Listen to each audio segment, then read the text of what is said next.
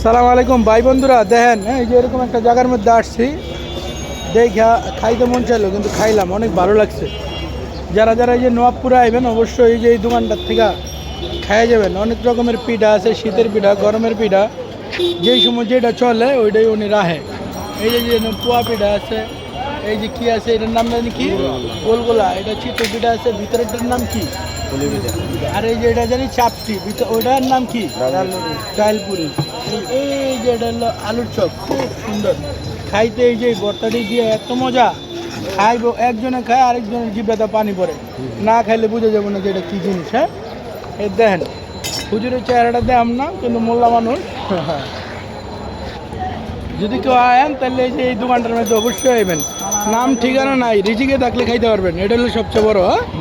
ঠিকানা জান না? হ্যাঁ,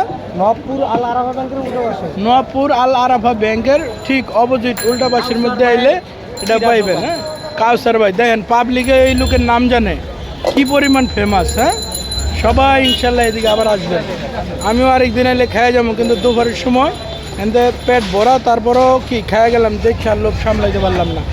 বর্তাটি দেখলে কি কম, ভিডিওর মধ্যে আবার সুন্দর সুন্দর কমেন্ট করে। হ্যাঁ, একের এই যে বর্তাটা, এই যে আরেকটা কাস্টমারে দেয় দিতেছে, বর্তাটা দেয় দেন, এটা কি খাইলে খালি খাইলেই মন চায়। এই দেখেন পাবলিক ভিড় রাইখা দেয়। আসসালামু আলাইকুম।